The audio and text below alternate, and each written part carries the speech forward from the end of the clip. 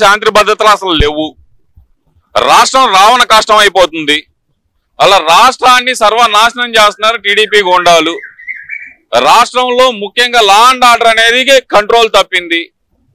అందుకే ఇది దారిలో పెట్టడానికి రాష్ట్రంలో రాష్ట్రపతి పాలన పెట్టాలని చెప్పి జగన్మోహన్ రెడ్డి ఢిల్లీ వేదికగా ధర్నాకైతే పిలిపించారు. మరి ఈ పిలుపుని ఎలా చూడాలంటారు? దండేసి 100 కొబ్బరికాయలు కొట్టాలి. దేనికంటే ఇప్పుడు దేశంలో ప్రజలందరూ కూడా ఈ జగన్మోహన్ రెడ్డి అనేవాడు ఏం చేశాడు ఏంటి అనేది వాళ్ళు కథలో చెప్పుకుంటా ఉంటారు.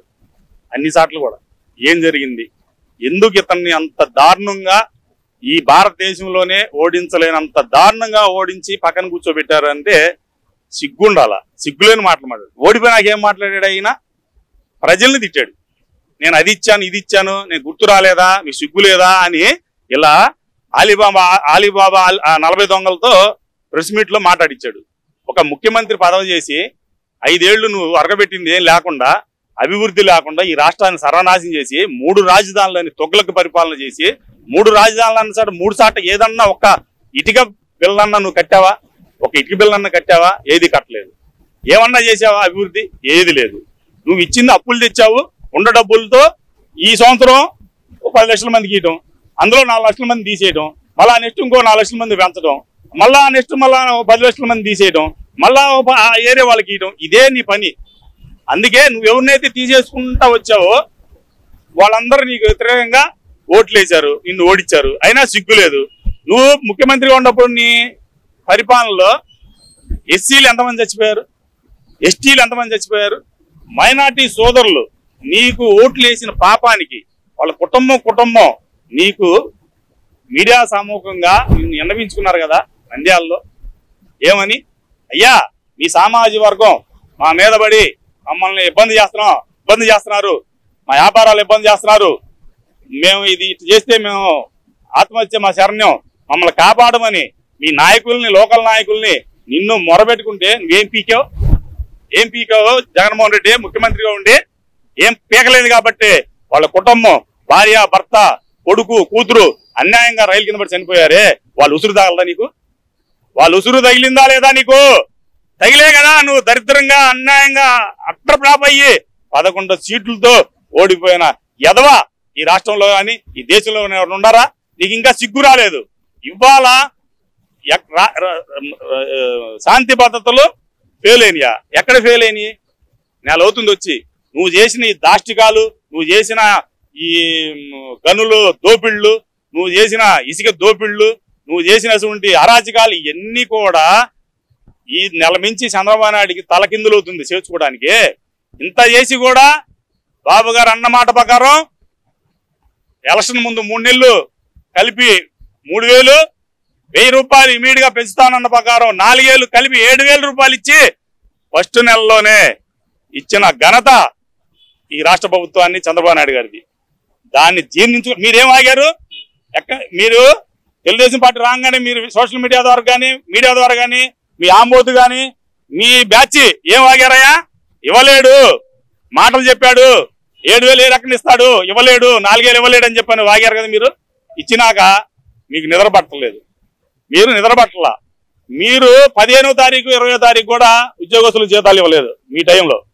కానీ 1వ తారీఖు 2వ తారీఖు పెన్షన్లు ఇచ్చాడు, ఉద్యోగస్తులకి జీతాలు ఇచ్చిన ఘనత ఈ ప్రభుత్వం అంది. ఉచిత ఇసుక పాలసీని అన్నాడు. చెప్పిన మాట ప్రకారం ఉచిత ఇసుక పాలసీని సక్సెస్ గా బ్రహ్మాండంగా ఈ రాష్ట్రంలో చేసిన ప్రభుత్వం చంద్రబాబు నాయుడు గారి ప్రభుత్వం. అరే కళ్ళుండి గుడ్డితనంగా, కళ్ళుండి కబోతిగా మీరు మాట్లాడే మాటలు ఈ రాష్ట్ర ప్రజలందరూ కూడా వింటున్నారు. మీరు అనుకుంటున్నారేమో ఈ రోజు మీ టైంలో లారీ ఇసుక 30,000 నుంచి 50,000 రూపాయలు దోసు దొబ్బారు. అవునా కాదా? జగన్మోహన్ రెడ్డి దోసు దొబ్బారా లేదా? ఈ రోజు లారీ ఇసుక 20,000 రూపాయల లోపి వస్తుంది. 20,000 రూపాయల లోపి వస్తుంది. టాటర్ ఇసుకే అలా 1,500 నుంచి 2,000 రూపాయలు టాటర్ ఇసుక వెళ్తున్నారు. నీ అయ్యాంలో 6,000 నుంచి 7,000 దూలారు. అవునా కాదా? నువ్వు చేసిన అరాచకాలు ఈ ప్రజలు ఏమైనా మర్చిపోయారు అనుకున్నారా? ఇవన్నీ గుర్తుండే నీకు 11 సీట్లు పర్మిట్ చేశారు. ఈ రోజు సిగ్గు లేకుండా నువ్వు ఢిల్లీలో ధర్నా పెడతానంటావా? సిగ్గుందా నీకు? అసలు ఏం ఎవరు 40 మంది చచ్చిపోయారని చెబుతున్నావు. ఎవరు చనిపోయారు 40 మంది? నువ్వు ఆ లిస్ట్ పంపించమని మా హోమ్ మినిస్టర్ గారు అడిగారు కదా. మీ వాళ్ళు దమ్ముంటే ఆ లిస్ట్ పంపించండి, ఎక్కడ చనిపోయారు. అరే ఎలక్షన్ అయినాక 8 మంది టీడీపీ కార్యకర్తలను చంపిన దుష్టులు మీరు. మా పార్టీలో ఇప్పుడే కాదు, చంద్రబాబు నాయుడు గారు ఎప్పుడైనా సరే ఎదుటి వాళ్ళ మీదకి మీరు వెళ్ళినా నేను ఊరుకోని కేసులు పెడతానని చెప్పిన మా నాయకుడు చంద్రబాబు నాయుడు గారు బయటికి వస్తే అతని మీద నువ్వు నీ పోలీసులు కుక్కల చేత నీ పోలీసుల చేత నీవు పెట్టిన నీ గోండాల కుక్కల చేత నువ్వు బాబు గారి మీద రాళ్ళేయించావు. ఆ రోజు ఏం చెప్పాడు నీ డీజీపీ? చంద్రబాబు నాయుడు గారి పరిపాలనలో ఆయన పరిపాలన నచ్చనోళ్ళు ఈ రోజు అతని మీద రాళ్ళు వేశారని చెప్పిన ఎదవా నీ డీజీపీ, ఆ రోజున్న డీజీపీ. అతని మీద యాక్షన్ ఎందుకు తీసుకోలేదని చెప్పి నేను చంద్రబాబు నాయుడు గారిని డిమాండ్ చేస్తా ఉండా. ఈ రోజు ఇవన్నీ ఒక ఎత్తు అయితే గనక నిన్న అంబటి రాంబాబు మాట్లాడుతూ ఒక వ్యాఖ్య అయితే చేశారు. మొచ్చుమర్రిలో ఒక 8 ఏళ్ల బాలికని మైనర్ బౌలర్లు రేప్ చేసి చంపి అంటే అత్యాచారం చేసి చంపడం అయితే జరిగింది. ఆ బాలిక మృతదేహం కూడా కానరాని పరిస్థితుల్లో ఉంది. ఆ కేసులో అరెస్ట్ అయిన ముద్దాయిల్లో ఒక అతను చనిపోతే లాకప్ డెత్ జరిగింది. ఆ పోలీసుల మీద విచారణ జరపాలి, దళిత సంఘాలు ఉద్యమాలు చేయాలి, దీని మీద మానవతావాదులు రోడ్ల మీదకి రండి, హ్యూమన్ రైట్స్ కమిషన్ స్పందించాలి అని చెప్పి ఒక ప్రెస్ మీట్ అయితే పెట్టారు కదా. దాన్ని ఎలా చూడాలంటారు మరి? వీళ్ళంతా కామ పిశాసులు. వీళ్ళు ఒకడేమో బట్టలోపు తీసి పబ్లిక్ గా చూపించినాడు ఒకడు ఎంపీ, వీడేమో గంట అరగంట సుజనాన్ని మాట్లాడినాడు ఎదవా, ఒకడేమో గంట వస్తావా రేపు వస్తావా అని చెప్పి మాట్లాడినాడు ఎదవా.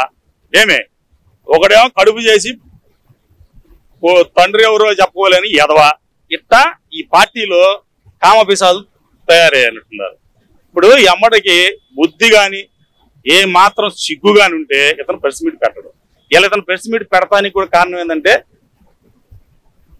చంద్రబాబు నాయుడు గారి మంచితనమే. చంద్రబాబు నాయుడు గారి మంచితనంతోనే ఇవాళ ఈ రోజు రోడ్ల మీదకి వచ్చారు. చంద్రబాబు నాయుడు గారి మంచితనంతోనే ఇలా నాయకుడు పబ్లిక్ గా రోడ్డు మీద మీటింగ్లు పెట్టుకుంటా ఉదయం నుంచి సాయంత్రం దాకా జాయిన్ అయినా కూడా అతన్ని ఏది కూడా ఇబ్బంది చేయలేదు. ఇవాళ ఈ రోజు ప్రెస్ మీట్ పెడుతున్న నాయకులందరూ కూడా ఇవాళ ప్రెస్ మీట్ పెడుతున్నారు అని అంటే చంద్రబాబు నాయుడు గారి మంచితనంతోనే. చంద్రబాబు నాయుడు గారు ఒక్క మాట అంటే వీళ్ళు ఈ రాష్ట్రంలో నుంచి వేరే దేశం పారిపోయాడుగా జన సైనికులు కానీ టీడీపీ సైనికులు తరిగి కొడతారు యదవని. ఈడు ఏం మాట్లాడతాడు? ఈడు అయ్యాలో ఏం జరిగింది? ఈడు మంత్రిగా ఉన్నప్పుడు ఏం జరిగింది? వీళ్ళ నాయకుడు ముఖ్యమంత్రిగా ఉన్నప్పుడు ఏం చేశాడు? ఏం భాగాలు తీశారు? దళితుల్ని ఒక డ్రైవర్ని చంపి డోర్ డెలివరీ చేసిన వాళ్ళ నాయకుడికి ముఖ్యమంత్రి సన్మానం చేశాడే. మరి ఆ రోజు గుర్తు రాలేదా? అది ఆరోపణలు మాత్రమే, నిందితుడు కాదు అతను అంటున్నాడు మరి అంబటి రాంబాబు. కాకపోతే బొక్కలు ఎట్టున్నాడు? అన్ని రోజులు బొక్కలో ఉండి బెయిల్ మీద బయటకు వచ్చాడు కదా. ఆల్రెడీ డైరెక్ట్ గా అతను చేశాడని చెప్పని పోలీసులు ఆల్రెడీ ఇది చేశారు కదా, కోర్టు తెలిసింది రేపు, అది వేరే విషయం. మరి సుధాకర్ గారు ఏం పాపం చేశాడు? డాక్టర్ సుధాకర్ గారు మాస్ అడిగిన పుణ్యానికి ఒక మంచి విద్యావంతుడు, ఒక మంచి ఉమెన్ కర్త అలాంటి సుధాకర్ గారిని మరి మీరేం చేశారు? పిచ్చోళ్ళ ముద్రేసి రోడ్డు మీద పోలీసు చేత కుట్టించి అతని సావుకి కారణం ఎవరు? మీరు కదా.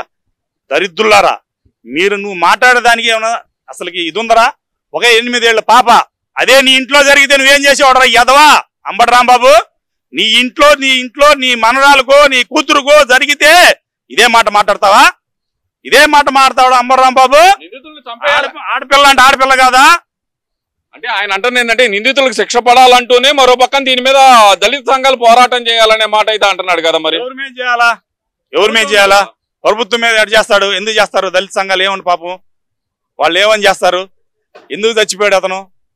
ఇప్పుడు మైనర్ బాలురు ఒక 8 సంవత్సరాల అమ్మాయిని రేపు చేసి చంపేశారు. మీరేం చేయాలి? తల్లిదండ్రులు మానవత్వం లేదా మీకు? తల్లిదండ్రులు ఏం చేయాలా? ఆ పిల్లని తీసుకెళ్ళి వాళ్ళకి అప్పచెప్పాలా? శవాన్న కనీసం వాళ్ళ లాస్ట్ ఆ కన్న తల్లిదండ్రులు చూసుకోవాలి. శవాన్ని చూసుకుంటారుగా. పాని ఏమి అయ్యా మా పిల్లలు తప్పు చేశారు, మమ్మల్ని క్షమించండి, మా పిల్లలు తప్పు చేశారు కాబట్టి వాళ్ళకి మీరు వేయాల్సింది శిక్ష వేయించండి అని చెప్పని మీరు ఆ పని చేసి ఉంటే ఇదేది కాదు కదా. మీరు కానీ మానవత్వం అంటే మీ వైఎస్ఆర్ పార్టీ ప్రభుత్వం 5 సంవత్సరాల్లో మీ మానవత్వం చచ్చింది.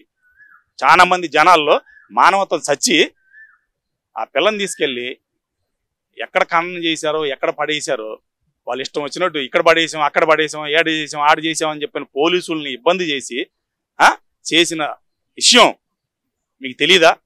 నువ్వు లాయరు కదా, నీకు చట్టాల మీద అవగాహన ఉంది కదా అంబటి రాంబాబు, నువ్వు లాయరే కదా, నీకు సిగ్గులేదా? నీకు సిగ్గులేని మాటలు మాట్లాడతావా? అసలు చచ్చిపోవటం సత్యేమన్నా భూమికి ఏమన్నా ఇదే సావని? ఒక పసిపిల్లని పసిగుడ్డుని చంపేసిన వాళ్ళని వాడు చచ్చాడంటే నువ్వు వాడి కింద నువ్వు ధర్నాలు చేయమని చెప్పి నువ్వు రెచ్చగొడతావా? మీ బుద్ధులు ఇంకా మారవా? మీ మాట అనగానే దళిత సంఘ సోదరులు నిజం అనుకుంటారా? మీరు చేస్తే మీ సామాజిక వర్గాలకి ఆ ముద్ర వేసి మీరు చేయించాల్సిందే. కానీ నిజంగా మానవత్వం ఉన్న దళిత సోదరులు ఎవరు కూడా రోడ్డు మీదకి వచ్చి ధర్నాలు చేయరు. జగన్మోహన్ రెడ్డి అయినా సరే, ఈ ఆంబోద రాంబాబు అయినా సరే తెలుసుకోవాలని చెప్పి సద్దమ్మగా హెచ్చరిస్తా ఉన్నాం. Thank you.